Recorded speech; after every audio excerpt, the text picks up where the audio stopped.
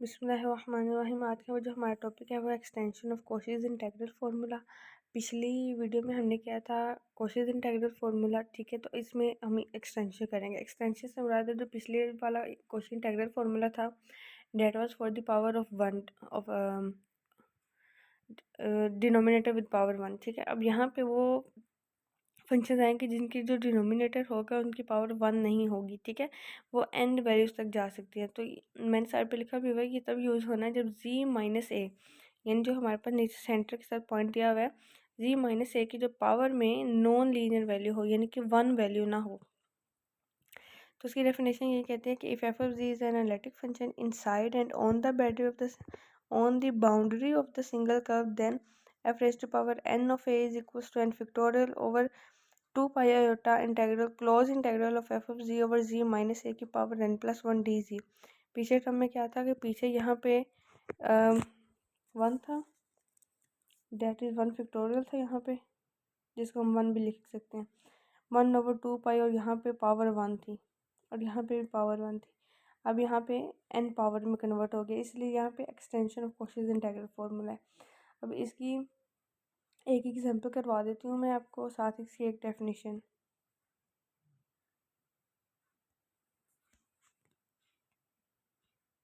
Definition हमने पिछले page पे पढ़ लिया, कि आगे मजीद उसको किया हुआ कि मैंने 2 पाई आयोटा को और n फैक्टोरियल को दूसरी साइड पे लेंगे।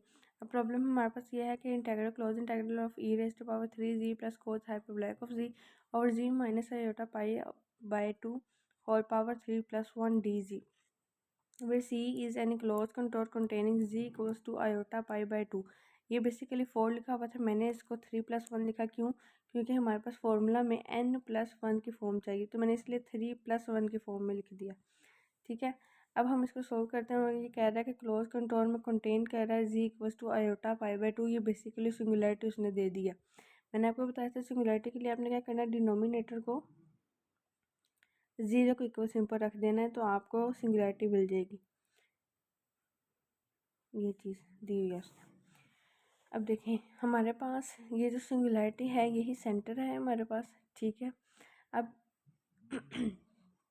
एक बटू आ गया आयोटा पाई बाय 2। अब n यहाँ पे 3 है। कैसे 3 है, ये अब आपने कंपेयर करना है। z माइनस ए, यहाँ पे a ये किस तरह से आया है, मैंने इसको और इस पूरे फंक्शन को कंपेयर किया। एफ ऑफ z क्या हो गया, ये टर्म बनेगी। z माइनस ए है तो z माइनस यहाँ पे ये टर्म है, तो a किसके इक्वल आएगा, आयोटा पाई बाय 2। यहाँ पे n प्लस वन लिखा हुआ है, यहाँ पे 3 प्लस वन लिखा हुआ है, तो यहाँ पे क्या आएगा, n इक्वल टू 3। तो मैंने कंपेयर करते हुए बाय कंपेयरिंग, ठीक है, तो मैंने ये तीनों टर्म्स निकाली। अब हमने क्या किया है, करना है कि इसको हमें पता है किसकी, ये तो इसके इक्वल है, तो हम क्या करेंगे, अब 2 pi iota divided by 3 factorial और f raise to power 3 of a, यानी कि थर्ड डेरिवेटिव तक लेके फंक्शन का उसमें पॉइंट a पुट कर देना। इसी तरह से लिख दिया मैंने। एफ ऑफ जी मेरे पास दिया है जो मैंने कंपेयर किया ऊपर वाला। F prime of G single derivative लिया, फिर डबल डेरिवेटिव लिया, ट्रिपल डेरिवेटिव लिया और उसमें पॉइंट ए पुट कर दिया।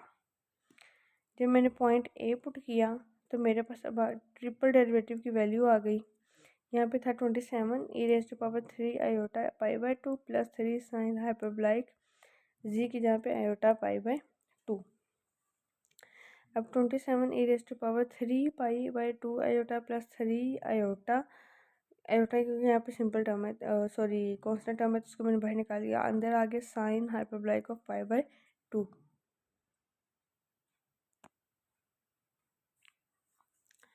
तो 2 पाई आयोटा बाय 3 को हमने 3 फैक्टोरियल, ये वाला टर्म जो है वो हमने बाहर निकाली। ये मैंने इक्वेशन जो बनाई थी बेसिकली इस इक्वेशन के अकॉर्डिंग लिख रही हूँ मैं। इसमें फिर वैल्यूज पुट करूँगी। मैंने वैल्यूज पुट की, वैल्यूज पुट करने के बाद मुझे पता है कि साइन पाई बाय आयोटा जो होता है वो 1 होता है। मैंने लिख दिया 2 pi iota by 3 factorial 27 e raise to power 3 pi iota by 2 plus 3 iota 1, ठीक है। अब यहाँ पे हमारे पास क्या आ गया, e raise to power iota theta. हमारे पास ये आइलर आइडेंटिटी है, तो ये अगर मैं आयोटा और 3 पाई बाय 2 को थीटा कंसिडर कर लूँ तो मैं इसके अकॉर्डिंग लिखूँगी cos 3π/2 plus iota sine 3π/2 plus 3 iota. अब इसको हमें पता है 3π/2 की वैल्यू 0 होती है, साइन 3π/2 की वैल्यू -1 होती है। तो मैंने वो वैल्यूज़ पुट की। वैल्यूज़ पुट करने के बाद मेरे पास आ गया 2π/3 फैक्टोरियल -27 आयोटा प्लस 3 आयोटा। हम इन दोनों को ऐड करेंगे, आंसर आ जाएगा -24। अब 3 फैक्टोरियल को ओपन करके करते हुए इससे डिवाइड करेंगे और आंसर आ जाएगा हमारे पास 8π। देन नेक्स्ट है हमारे पास problem 2, evaluate close integral of e⁻2z sin 3z dz over z minus iota 3π/2 की पावर 4। ये वाला क्वेश्चन आपने एज अ प्रैक्टिस क्वेश्चन करना है।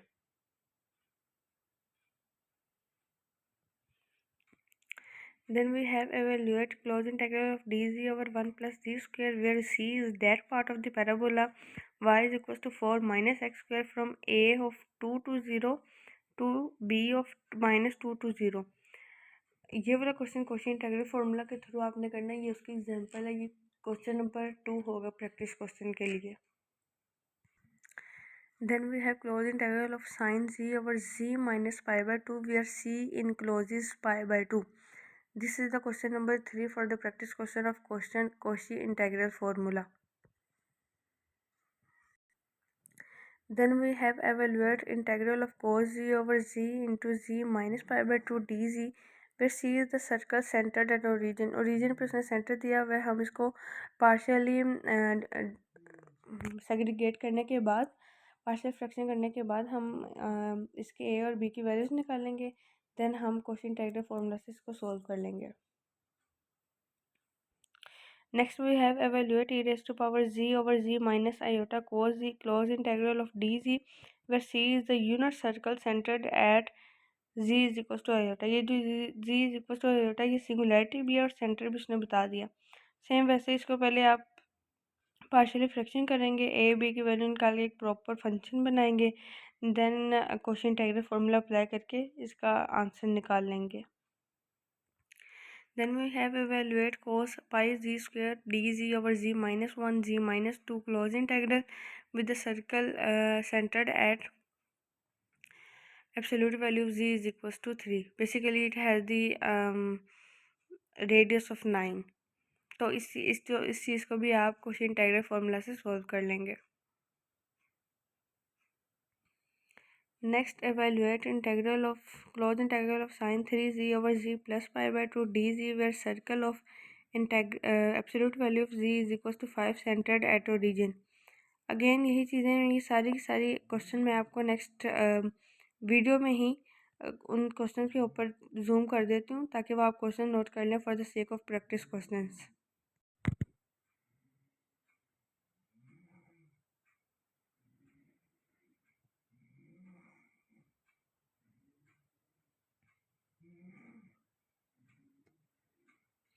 बेसिकली जब आप देखेंगे ना कि इनसाइड द कंटोर हो रहा है या आउटसाइड द कंटोर, तो आपको एग्जैक्टली पता चल जाएगा कि आपके पास कोई इंटीग्रल फार्मूला लग रहा है या इसका अगर आउटसाइड द बाउंड्री है तो उसकी जो इंटीग्रेशन है वो ज़ीरो हो जाएगी। तो उस केस में आपको पता चल जाएगा सिंगुलैरिटी के केस में तो अगर इनसाइड है तो क्या केस बनेगा और आउटसाइड है तो क्या केस बनेगा।